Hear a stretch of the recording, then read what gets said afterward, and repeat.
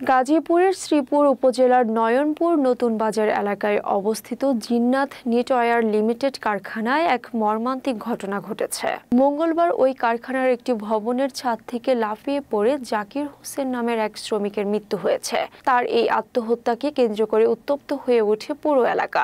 সহকর্মীরা জানান, জাকির হোসেন কারখানা কর্তৃপক্ষের কাছে ছুটির জন্য আবেদন করেছিলেন। তবে কর্তৃপক্ষ তার আবেদনে সাড়া না দিয়ে উল্টো দুর্ব্যবহার করে। এতে তিনি মানসিকভাবে ভেঙে পড়ে এবং অভিমানের ছাদ থেকে লাফিয়ে পড়েন। গুরুতর আহত অবস্থায় তাকে দ্রুত ময়মনসিংহ মেডিকেল কলেজ হাসপাতালে নিয়ে যাওয়া হলে চিকিৎসকরা রাত 9টায় তাকে মৃত ঘোষণা করেন। ঘটনার পরপরই বিক্ষুব্ধ শ্রমিকরা কারখানার সামনে জড়ো হয়ে বিক্ষোভ শুরু করে এবং কারখানায় ভাঙচুরের চেষ্টা চালায়। পরিস্থিতি নিয়ন্ত্রণে আনতে পুলিশ টিয়ার শেল ছোড়ে। এক পর্যায়ে শ্রমিকদের সঙ্গে পুলিশের ধাওয়া পাল্টা ধাওয়ার ঘটনা ঘটে এবং উত্তেজিত শ্রমিকরা পুলিশের একটি এপিসি আর্মস পার্সোনেল ক্যারিয়ার ভাঙচুর করে। শ্রীপুর থানার ভারপ্রাপ্ত কর্মকর্তা মোহাম্মদ আব্দুল বারিক জানান, এই ঘটনায় অন্তত 11 পুলিশ সদস্য আহত হয়েছেন। অন্যদিকে আহত হয়েছেন আরও অন্তত 50 জন শ্রমিক। বর্তমানে এলাকায় থমথমে পরিস্থিতি বিরাজ করছে। পরিস্থিতি নিয়ন্ত্রণে রাখতে ঘটনাস্থলে পুলিশ, শিল্প পুলিশ, র্যাব এবং সেনাবাহিনীর সদস্যরা মোতায়েন রয়েছে।